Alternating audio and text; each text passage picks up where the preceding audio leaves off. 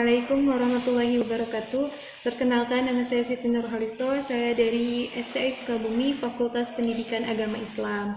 Saya di sini akan menyelesaikan tugas dari Pak Denda Rinaldi Hadinata, yaitu yang berjudul Manusia sebagai Makhluk Budaya. Sebelumnya, kita harus mengetahui dulu bahwa manusia itu siapa sih? Jadi, manusia itu adalah salah satu makhluk ciptaan Allah Subhanahu wa Ta'ala yang paling mulia dan yang paling sempurna. Mengapa dikatakan demikian? Karena Allah berfirman dalam surat Al-Isra ayat 70 yang artinya, dan sesungguhnya telah kami muliakan anak-anak Adam. Jadi manusia merupakan makhluk ciptaan Allah Subhanahu wa Ta'ala yang diberi kelebihan serta keistimewaan.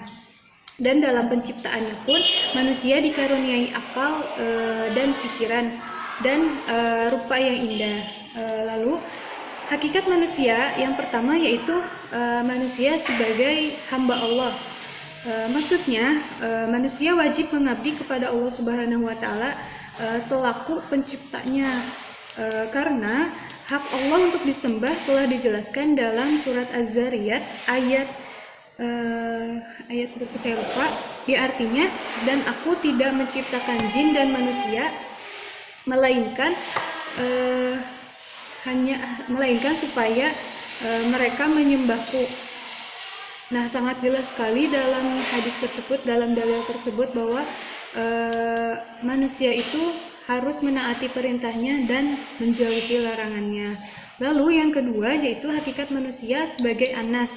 Berdasarkan fitrahnya, manusia memang makhluk sosial. Manusia butuh orang lain, butuh pasangan, dan memang diciptakan berpasang-pasangan. Hal ini dijelaskan dalam surat An-Nisa ayat 1 yang maksudnya memang jelas manusia itu membutuhkan orang lain. Lalu yang ketiga yaitu manusia sebagai khalifah Allah.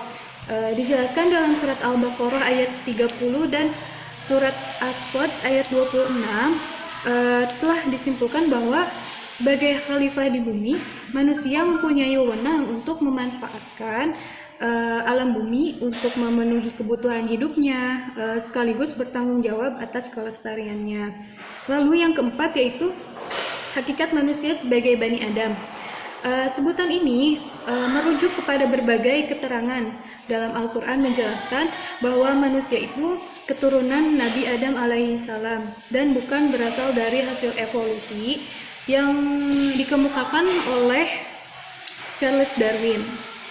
Konsep ini menitik beratkan pembinaan hubungan persaudaraan dan menyatakan bahwa semua manusia itu berasal dari keturunan yang sama. Maka dari itu manusia dengan latar belakang sosial kultural, agama, bangsa, dan bahasa tetap bernilai sama dan harus diperlakukan dengan sama. Lalu yang kelima yaitu hakikat manusia sebagai al-insan. Ini mengacu kepada potensi yang diberi Allah Subhanahu wa Ta'ala, misalnya kemampuan berbicara, kemampuan menguasai ilmu, dan kemampuan-kemampuan yang lainnya. Lalu manusia juga diberi potensi negatif yaitu lupa. Dijelaskan dalam surat Hud ayat 9 yang maksudnya, sungguh jika kami memberikan suatu nikmat kepada manusia seperti nikmat kesehatan dan kekayaan, kemudian kami cabut nikmat itu darinya, ia pasti akan merasa sangat putus asa. Ia pasti akan putus asa terhadap rahmat Allah dan sangat ingkar terhadap rahmat Allah, dan ia akan melupakan itu apabila itu dicabut darinya. Lalu yang keenam yaitu manusia sebagai makhluk biologis. Makhluk jasmaniah yang secara umum terikat kepada kaidah umum makhluk hidup seperti berkembang biak, mengalami fase pertumbuhan, memerlukan makanan untuk hidup, dan pada akhirnya pasti mengalami kematian. Nah, manusia sebagai makhluk budaya tidak lain adalah makhluk yang senantiasa mendayagunakan akal budinya untuk menciptakan kebahagiaan, karena yang membahagiakan hidup manusia itu hakikatnya sesuatu yang baik, benar, dan adil. Maka hanya manusia yang selalu berusaha menciptakan kebaikan, kebenaran, dan keadilan. Lalu problematika kebudayaan Indonesia saat ini, menurut saya, seperti yang kita ketahui, Indonesia sangat banyak mempunyai peninggalan budaya dari nenek moyang kita terdahulu. Tetapi sekarang ini budaya Indonesia agak menurun dari sosialisasi penduduk. Kini telah banyak yang melupakan apa itu budaya Indonesia.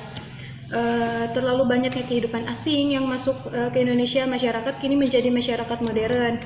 Walaupun budaya asing itu telah ada sejak zaman dahulu, sejak sebelumnya merdeka, tetapi akhir-akhir ini Indonesia semakin gencar membudidayakan sebagian budaya Indonesia.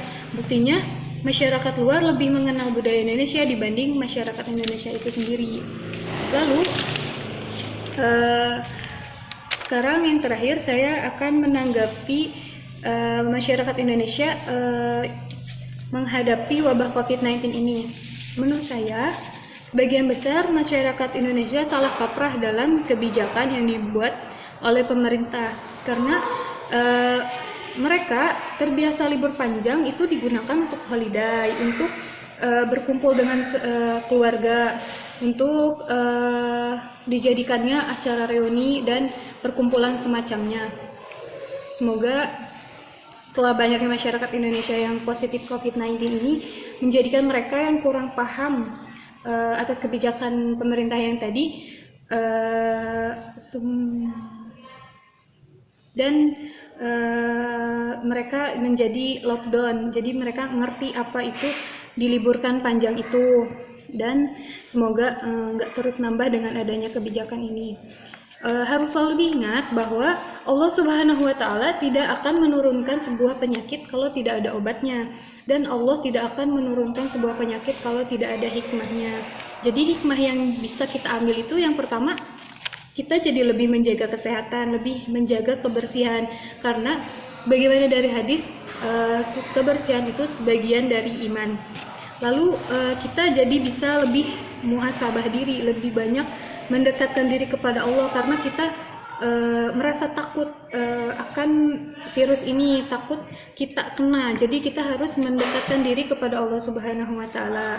Semoga sebelum Ramadan tiba, wabah ini hilang dan musnah. Amin ya Allah ya Rabbal Alamin. Demikian akhir presentasi saya. Terima kasih atas perhatiannya. Akhirul kalam. Wallahu muwaffiq illa aqwamit thoriq. Wassalamualaikum warahmatullahi wabarakatuh.